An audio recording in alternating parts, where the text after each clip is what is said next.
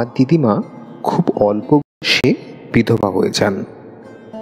শ্বশুরবাড়ির নিত্য নৈমিত্তিক গঞ্জনা সহ্য করতে না পেরে একসময় 3 সন্তানের হাত ধরে নিজের বাপের বাড়িতেই ফিরে আসেন। জায়গাটা বিদ্যাধরী নদীর তটবর্তী 24 পরগনার এক বর্ধিষ্ণু মফস্বল অঞ্চল। পরবর্তীকালে দিদিমার বাপের বাড়িটাই হয়ে যায় আমার মামার বাড়ি। মায়ের ওপরে 2 দাদা। যে সময়ের কথা বলছি তখনও কেবলমাত্র বড় মামাই বিবাহিত ছিলেন। ছোট মামা বিয়ের নাম শুনলেই শত হস্ত দূরে পলায়ন করতেন। তিনি তখন মজেছিলেন এক বিশেষ নেশায়। যথাসময়ে সে প্রসঙ্গে আসা যাবে। কথায় বলে, মামার বাড়ির ভারী মজা, কিল চড় নাই। বাকিদের কথা জানি না, তবে আমার ক্ষেত্রে এই প্রবাদটা 16 আনা সার্থক ছিল তা হলফ করে বলতে পারি। গরমের ছুটি হোক বা পূজাবকাশ, বড় কোনো ছুটি ছাটা পড়লেই নিজের বাড়িতে ছোটবেলায় ঠিক কতদিন থেকেছি তা গাঁট গুনে বলে দেওয়া যায়। বাবা ছিলেন রেলওয়ে চাকুরিজীবী। থাকতাম শিয়ালদার কাছে রেলের 2 কামরা ঘুপচি কোয়ার্টারে। মামা বাড়ির নদী তীরের কাশবনে ছাওয়া উন্মুক্ত প্রান্তর, বিশাল আমবাগান, দিঘির শীতল জল, আর সবকিছু ছাপিয়ে দিদিমার অবাধ প্রশ্রয়। এসবের টান কি আর সেই বয়সে উপেক্ষা করা যায়? প্রচণ্ড রকমের ডাকাবুকো আর দুরন্ত স্বভাবের ছিলাম। মামা বাড়িতে থাকলে সেটাই টু দি পাওয়ার ইনফিনিটি হয়ে যেত। মাকে তখন বিশেষ না মানলেও চলতো, কারণ ছাতার মতো মাথার উপরে ছিলেন স্বয়ং আমার দিদিমা। বড় মামাও ভীষণ স্নেহ করতেন, তবে তিনি ব্যস্ত মানুষ। 2 রাইস মিল ছিল মামাদের। ছোট মামা বৈষয়িক কাজকর্মে কোনো সাহায্যই করতেন না, তাই একা বড় মামাকেই সব দিক দেখার জন্য ছোটাছুটি করতে হতো। বড় মামিমা নিঃসন্তান ছিলেন। ওনার অপত্য স্নেহে সবটুকু স্বাদের, তাই একা আমিই ছিলাম দাবিদার। অবশ্য ঠিক একা বললে সম্পূর্ণ সত্য প্রকাশ করা হবে না। ওখানে আমার আরও একজন সঙ্গী ছিল, যে কিনা আমার সকল দস্যিপনা আর অপকর্মের সাগরেদ। ফিরনি, না না, মিষ্টি পায়েসের কথা বলছি না, বলছি একটা ছোট্ট মিষ্টি মেয়ের কথা। তখনও অবধি ওর সঠিক বা ভালো নামটা জানতাম না, তাই এখন আর সেটা উল্লেখ করার প্রয়োজন বোধ করছি না। সদ্য ক্লাস 4 থেকে 5-এ উঠেছি তখন। গ্রীষ্মের ছুটি পড়তে সোজা মামা বাড়ি। ফিরনি আমার থেকে 2 ক্লাস নিচে পড়তো। ওই পাড়াতেই থাকতো ওদের পরিবার। বেচারি জন্মের পর থেকেই মাতৃহারা।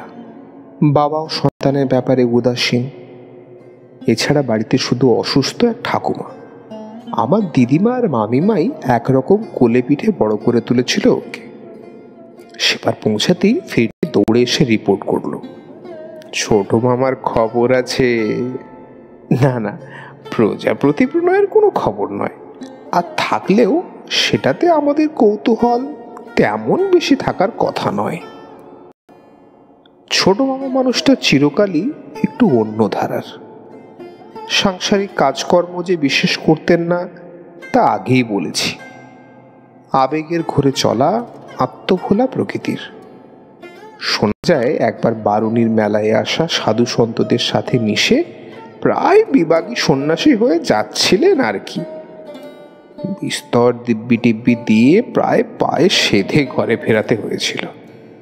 ফিরনির দেওয়া তথ্য অনুযায়ী ছোট মামা সম্প্রতি সাহিত্য চর্চায় পুরো দস্তুর মনোনিবেশ করেছেন। মাসখানেক হলো একটা ত্রৈমাসিক পত্রিকার দায়িত্বও নিয়েছেন। প্রিন্টিংয়ের জন্য শহর থেকে একটা ছোট ট্রেডল মেশিনও আমদানি করা হয়েছে সম্প্রতি। 3 রাত নাকি এখন লেখালেখি আর ছাপার কাজ নিয়েই ব্যস্ত থাকেন। এক চান খাওয়া ছাড়া খুব একটা ঘরের বাইরে বেরোন না। মামা বাড়ির মূল দালানটির বাইরে আমবাগানের একেবারে শেষ প্রান্তে মালি চৌকিদারদের ব্যবহারের জন্য একটা ছোট আউট হাউস মতো বানানো হয়েছিল এককালে, যদিও সেটা বছরের বেশিরভাগ সময়ই অব্যবহৃত অবস্থায় পড়ে থাকত। নির্জনে সাহিত্য সাধনা করবেন বলে ছোট মামা নাকি সেটাকেই ওনার অস্থায়ী আখড়া বানিয়ে নিয়েছেন। আমি তো শুনেই দেখতে ছুটলাম, কিন্তু কাকস্য পরিবেদনা, দরজা তালা বন্ধ। ছোট মামা শহরে গিয়েছেন ছাপার কাগজ কিনে আনতে। দরজায় তাই মোটা সোটা একটা তালা লাগানো। দিদিমা আর বড় মাইমাকে ধরেও কোনো লাভ হলো না। ছোট মামা নাকি তালার চাবি সঙ্গে করে নিয়ে গিয়েছেন। অবশ্য উনি ফিরে এলেও যে ওনার আস্তানায় ঢোকার ছাড়পত্র পাবো সে ব্যাপারে কেউ কোনো আশ্বাস দিতে পারল না। আর কার্যক্ষেত্রে হলো তাই। ছোট মামা আমার আবদার শোনা মাত্র নাকচ করে দিলেন। কি না, দামি যন্ত্রাংশ, নিউজ প্রিন্ট, প্রুফ ইত্যাদি আমাদের হাতে পড়লেই খারাপ হওয়ার সম্ভাবনা প্রবল। প্রেস্টিজ জিনিসটা হয়তো তখনও পুরোপুরি গজায়নি, কিন্তু এই প্রত্যাখ্যানটা ভীষণ রকম আঁতে লেগে গেল।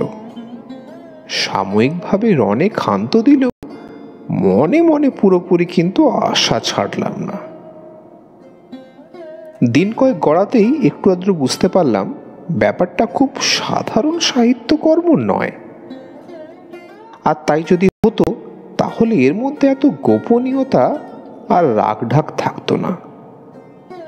ছোট মামাকে সারাদিনে ঘরের বাইরে খুব কমই দেখতে পাওয়া যায়, তবুও যেটুকু সময় পেতাম চোখে চোখে রাখতাম। তখন সদ্য ফেলুদা ব্যোমকেশ পড়া অনুসন্ধিৎস মন সন্দেহের ছাই দেখতে পেলেই উড়িয়ে দিতে কসুর করতাম না। একাধারে লেখক, প্রকাশক ও টেকনিশিয়ান, এতগুলো কাজের গুরুদায়িত্ব ছোট মামা একাই কি করে সব্যসাচী হয়ে চালাচ্ছেন সেটাও আমার কাছে বড় প্রশ্ন ছিল। সন্দেহের আরও বেশ কিছু দিক একে একে উন্মোচিত হলো যখন ফিরনি ছোট মামার পত্রিকার প্রথম সংখ্যাটা কোত্থেকে জানি জোগাড় করে এনে দিল আমার হাতে। মোটা খসখসে কাগজে ছাপা 2 মলাটের পত্রিকার সেই বিশেষ পর্বটি ভৌতিক সংখ্যা নাকি পুরো পত্রিকার থিমই ভূতের গল্প তা বুঝতে পারলাম না, কারণ গল্প, কবিতা, প্রবন্ধ সব লেখাই ভূত সংক্রান্ত। চিলেকোঠার ছায়ায় দিদিমার বানানো সদ্য কাঁচা আমের আচারের সঙ্গে তাড়িয়ে তাড়িয়ে সেই পত্রিকাটা পড়ে শেষ করতে আমাদের পাক্কা 2 দিন সময় লাগলো। ফিরনি তখনও ভালো রিডিং পড়তে শেখেনি, তাই আমাকেই মূলত গল্পকথকের ভূমিকাটা নিতে হয়েছিল। আজ এত বছর পরে সেই লেখাগুলোর গুণগত মান কেমন ছিল তার স্মরণ নেই, তবে দুজনেই বিলক্ষণ মজা পেয়েছিলাম। অপটু হাতের ছাপার দরুন 2-1 জায়গায় প্রিন্টিং মিস্টেক ছিল, তবে যে বিষয়টা আমার প্রথমে চোখে পড়েছিল তা হলো পত্রিকায় লেখা বিভিন্ন লেখকদের নামের সূচিপত্রে। পস্থমাস রাইটিং কি জিনিস তা অবশ্য তখন জানা ছিল না, তবে নামের আগে চন্দ্রবিন্দু দিলে সেই ব্যক্তিকে যে মৃত ধরা হয় সেটা শ্রাদ্ধের কার্ড দেখে আগেই জানা ছিল। পত্রিকায় অধিকাংশ লেখা ছোট মামার নিজের হলেও আরও বেশ কিছু লেখকের নামও রয়েছে দেখলাম। আর মজার বিষয় হলো ছোট মামার নিজের নাম ছাড়া সবার নামের আগেই চন্দ্রবিন্দু বসানো। এটা ছাপার ভুল নাকি স্রেফ কাকতালীয় বুঝতে পারলাম না। আরও রহস্যময় বিষয়, ম্যাগাজিনটা যতবারই হাতে নিই কেমন যেন একটা আষ্টে আষ্টে গন্ধ আসতো নাকে। ফিরনিরও সেই একই অভিমত।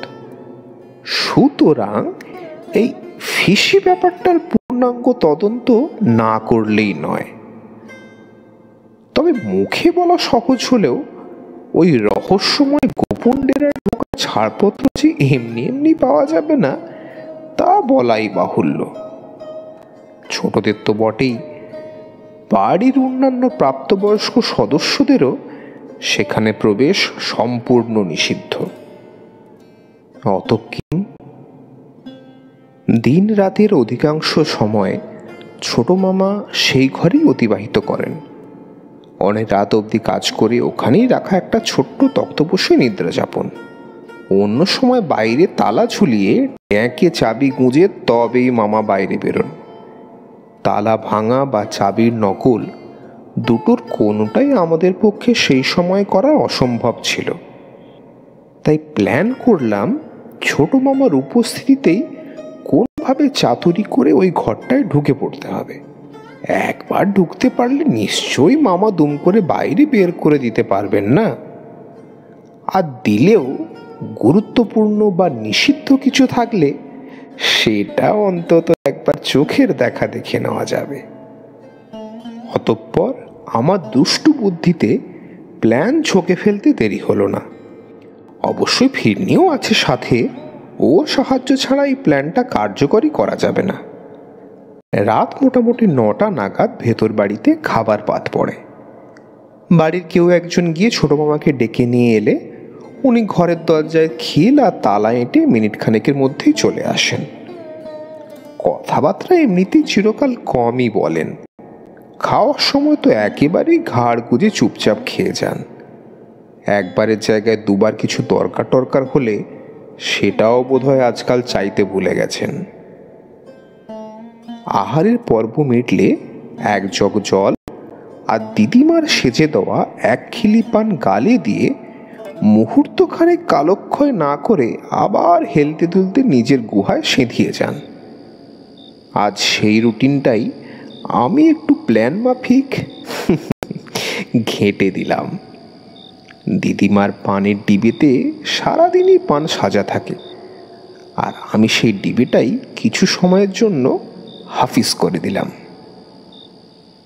মুখ হাত আঁচিয়ে এসে ছোট মামা যখন বারান্দায় দাঁড়িয়ে পানের অপেক্ষা করছেন, তখন দিদিমা তার শোবার ঘর তন্ন তন্ন করে খুঁজেও পানের ডিবেটা খুঁজে পেলেন না।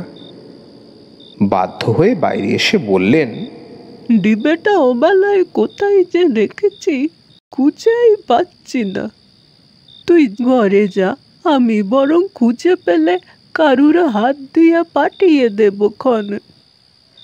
ছোট মামার কিন্তু কোনো তাপ উত্তাপ দেখতে পাওয়া গেল না।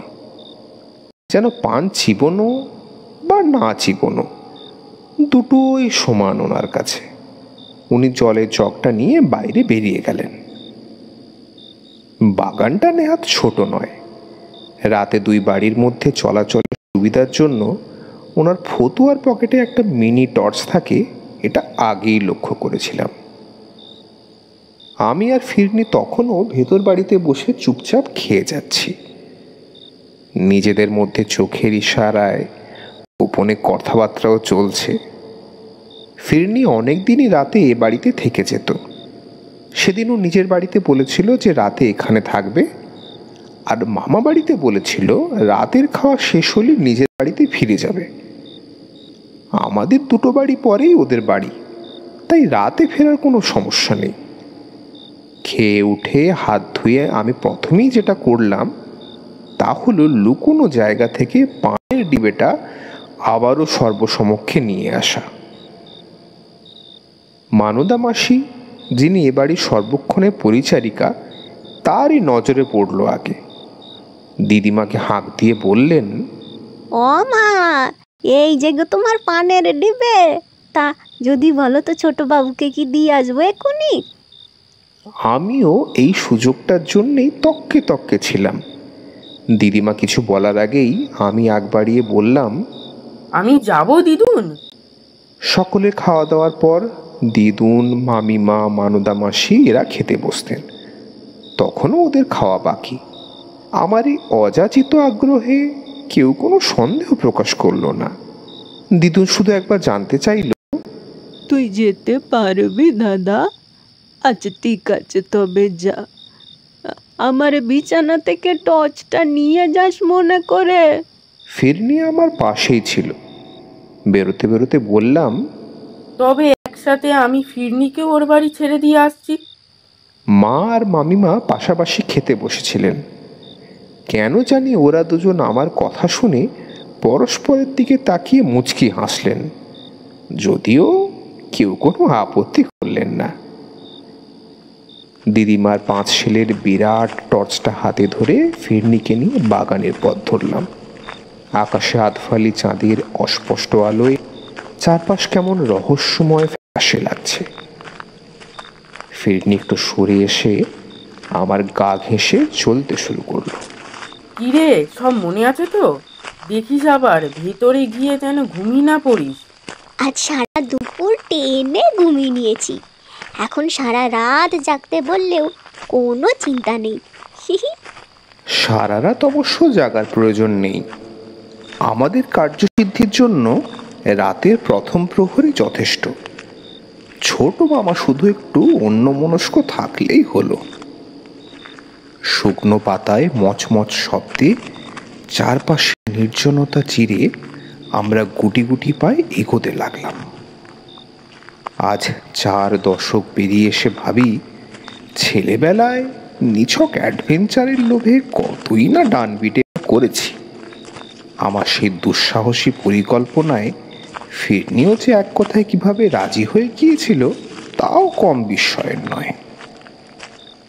যদিও ফিরনি আমার মতোই কিছুটা গেছো ডানপিটে ছিল, তবুও নিছক কৌতূহলের বশবর্তী হয়ে মাঝরাতের ওই অসম সাহসী অভিযানের মুখে ওকে ঠেলে দেওয়াটা মহাগর্হিত কাজ ছিল, তা আর শিকারে লজ্জা নেই।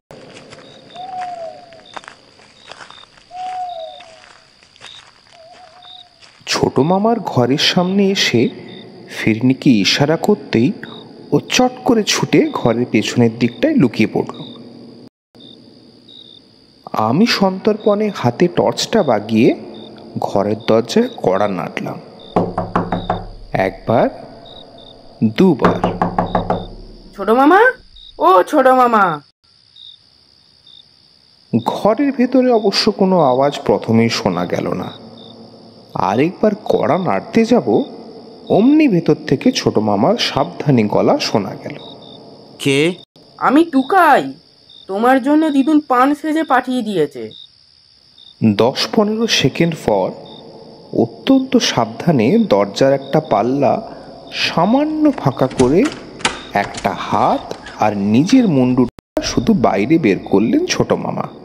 দে। বাইরে আমাকে একা দেখে হয়তো কিছুটা আশ্চর্য হয়েছিলেন, কিন্তু ওখান থেকে তাড়াতাড়ি বিদেয় করে দেওয়ার জন্যই হয়তো আর কোনো শব্দ ব্যয় করতে চাইছিলেন না। হাতে পানের খিলিটা পাওয়া মাত্রই দরজাটা বন্ধ হয়ে যেতে পারে জানি, তাই সেটা হস্তান্তরিত করার আগেই মুখটা একটু কাঁদো কাঁদো করে বললাম, ছোট মামা। এবার একটু বিস্মিত হয়ে আমার মুখের দিকে ভালো করে তাকালেন ছোট মামা। কি হলো? আমার না ভারী ভয় করেছে, আবার এই অন্ধকারের মধ্যে দিয়ে একা একা ফিরতে হবে। বিস্ময়ের ভাবটা মুহূর্তের মধ্যেই বিরক্তিতে রূপান্তরিত হলো। তাই এই অন্ধকারে তুই বা একা একা এলি কেন? হ্যাঁ, মানদার হাত দিয়ে পাঠিয়ে দিলেই তো হতো। বাকিরা যে সবাই খেতে বসেছে, তাই আমি একাই। আর অমনি তুই একাই প্রায় লাগাম দিয়ে বীর পুরুষ হয়ে বেরিয়ে পড়লি। বাহ বাহ বাহ। আমি অপরাধীর মতো মুখ করে দাঁড়িয়ে রইলাম।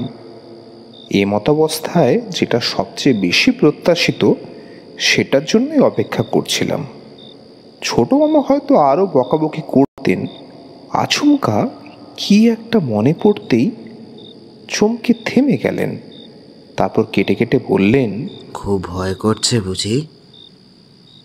কিছু দেখিস নি তো?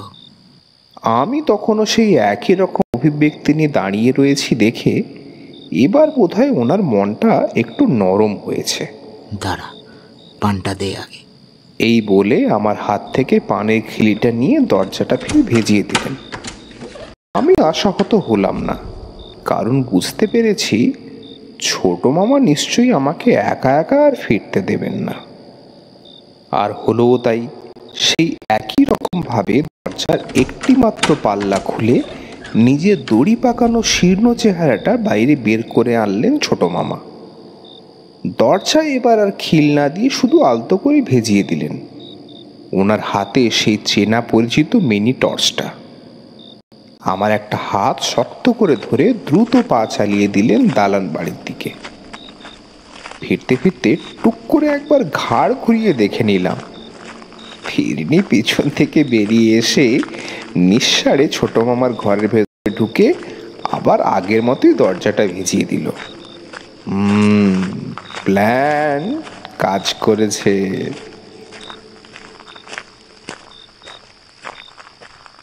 বারান্দায় আমাকে পৌঁছে দিয়ে ছোট মামা চারপাশটা আরও একবার ভালো করে দেখিনি জিজ্ঞাসা করলেন, হ্যাঁ রে, কিছু দেখেছিস নাকি আসার পথে?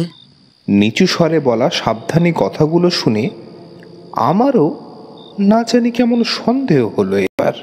কেন মামা, কি দেখবো? কিছু না, তুই ভেতরে যা। আর শোন, রাত বিরেতে এভাবে একা একা আর কখনো হুটহাট বাইরে বেরোবি না, খবরদার। মামা আর ভেতরে ঢুকলেন না, জলদি জলদি নিজের টর্চ জ্বালিয়ে ফেরার পথ ধরলেন। আমি অনেকক্ষণ বাইরেই দাঁড়িয়ে রইলাম।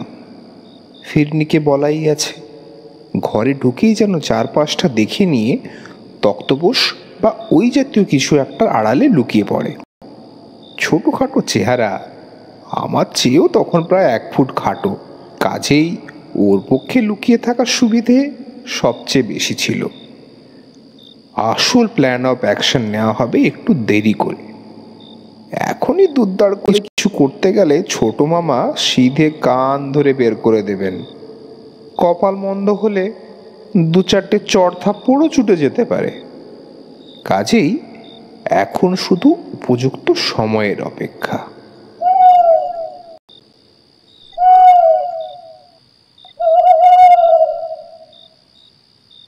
বেশি রাত জাগার অভ্যেস কারোরই নেই এই বাড়িতে।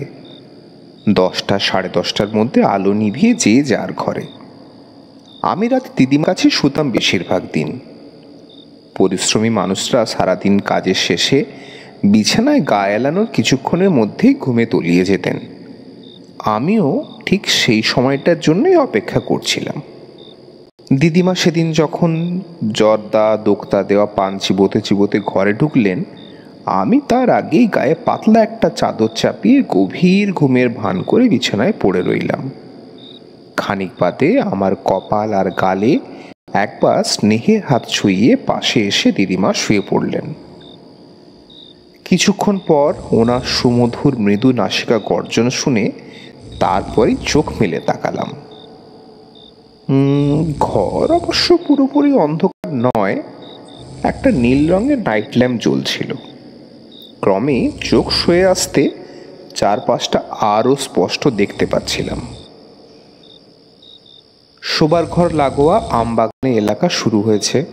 পুরনো আমলের বিশাল 2টো কাঠের জানালা, খোলা পাল্লা দিয়ে থেকেই হালকা বাতাস বয়ে আসছিল বাইরে থেকে। পাছে শুয়ে থাকলে ঘুমিয়ে পড়ি, তাই উঠে পিঠের দিকে একটা বালিশ দিয়ে বাড়ির সবার ঘুমটা আরও গাঢ় হওয়ার জন্য অপেক্ষায় জেগে বসে রইলাম।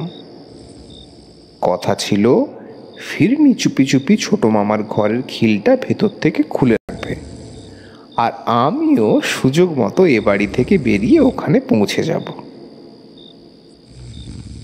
কিন্তু বসে বসে না জানি চোখটা কখন ধরে গিয়েছিল। বৈঠকখানার ঘরে একটা চাঁদরেল গ্র্যান্ডফাদার ক্লক রয়েছে। আমরা মজা করে বলতাম বড় ঠাকুরদার ঘড়ি। সে ঘড়ির আওয়াজ কানে আসতে চটকা মেরে ঘুমটা হঠাৎ ছেড়ে গেল। সর্বনাশ, রাত্রি 12টা বেজে গেল, আর কখন যাব? দিদিমার ভারী নিঃশ্বাসের আওয়াজে নিশ্চিন্ত হলাম। এখনো খুব বেশি দেরি হয়নি। নিঃশব্দে বিছানা থেকে নেমে পা টিপে টিপে ঘরের বাইরে এলাম। হাতে সেই 5 সেলের টর্চ।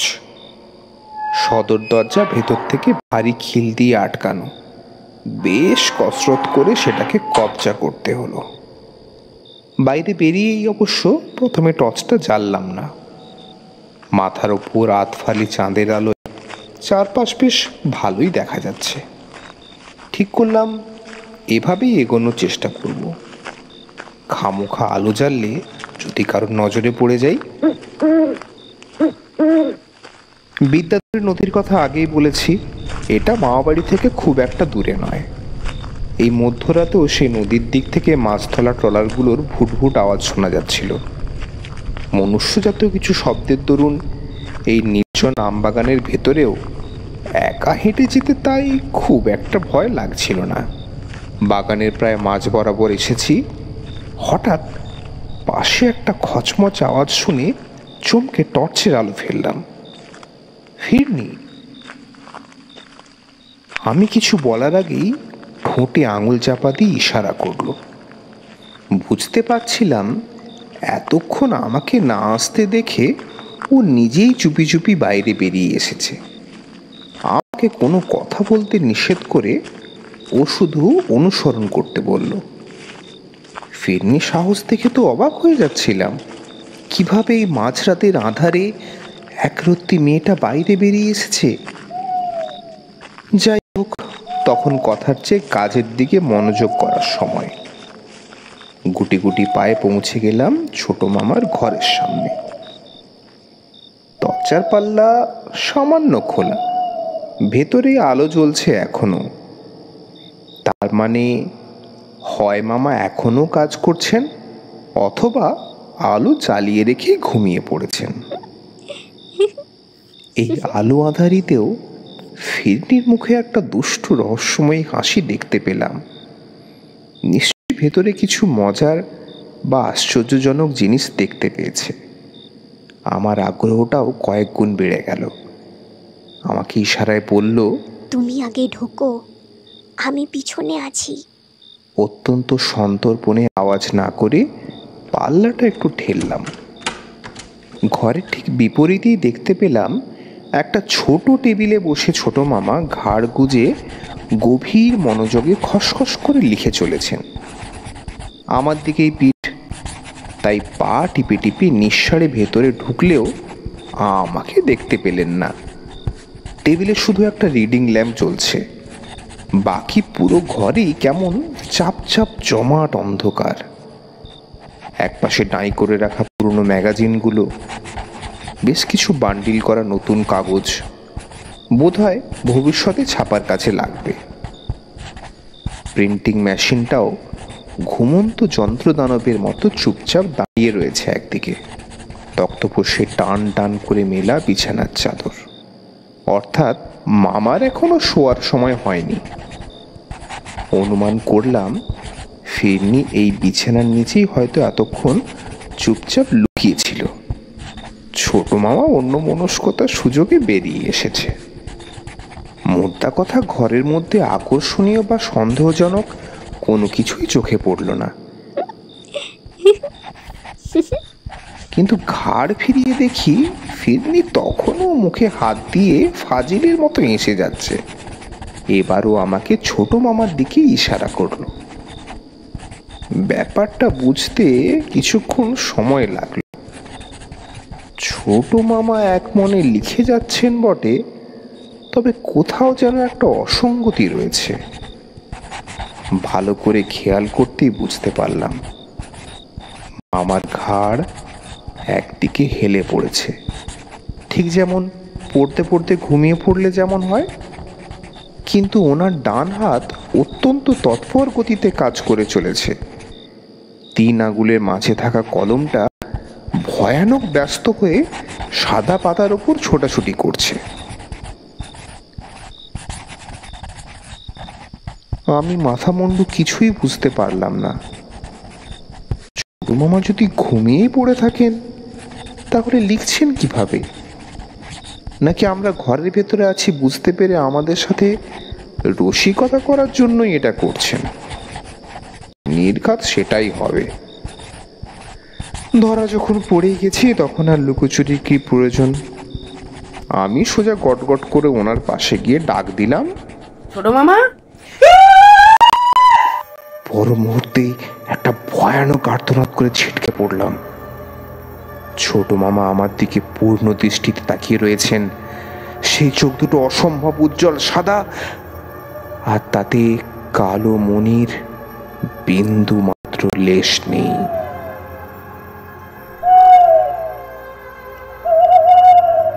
এই কাহিনীর একটু উপসংহার রয়ে গিয়েছে, এবার সেটা বলে নি। ছোট মামার ভৌতিক সাহিত্য চর্চার সেটাই ছিল শেষ রজনী। সেই ঘটনা 2-3 মাসের মধ্যেই একরকম ঘাড় ধরে ওকে বিয়ের পিঁড়িতে বসিয়ে দেওয়া হয়েছিল। একবার সংসারের ভূত ঘাড়ে চাপলে আর কিছুই মানুষকে সহজে কবজা করতে পারে না। ধীরে ধীরে উঁচু ক্লাসে ওঠার পর আমারও মামাবাড়ি যাওয়া কমে গেল। তবে সেই রাতের বিভীষিকা আজও মনে গভীর ত্রাসের সঞ্চার করে। সে রাতে জ্ঞান হারাবার পর স্বভাবতই আর কিছু মনে ছিল না। জ্বর এসে গিয়েছিল আমার, ফিরনি কিন্তু দিব্যি ছিল। পরদিন দুপুরে আমার চারপাশে উৎকণ্ঠিত মানুষজনে ভিড় যখন একটু পাতলা হয়ে এলো, তখন এক ফাঁকে ওকে ডেকে জানতে চাইলাম ও আমার মতো ভয়ের কিছু দেখতে পেয়েছে কিনা। উল্টে ও আমাকে যা বলল তাতে আমার দুর্বল শরীর আরও খারাপ লাগতে শুরু করলো। ফিরনি নাকি কাল রাতে আমার চেঁচামেচি করার আগে পর্যন্ত ওই ঘরের খাটের নিচেই অপেক্ষা করতে করতে কখন ঘুমিয়ে পড়েছিল। আগে কি হয়েছে ওর কিছুই জানা নেই। তাহলে যে আমাকে বাইরে থেকে ঘরের ভেতরে পৌঁছে দিল সে কে ছিল? আমার বাল্যকালে সেই ভৌতিক ঘটনার সাক্ষী আজ একজনই আছেন। মধ্য 40-এর পৃথুলা সেই রমণীকে সেদিনের ঘটনার কথা জিজ্ঞাসা করলেই মুখ ঝামটা দিয়ে বলেন, যে লোক মাঝরাতে নিজের বউকে ভূতে পাওয়া মানুষের ঘরে একলা ছেড়ে দিয়ে আসতে পারে, তার আষাঢ়ে গপ্পে আর কে বিশ্বাস করবে? হ্যাঁ, বোঝো।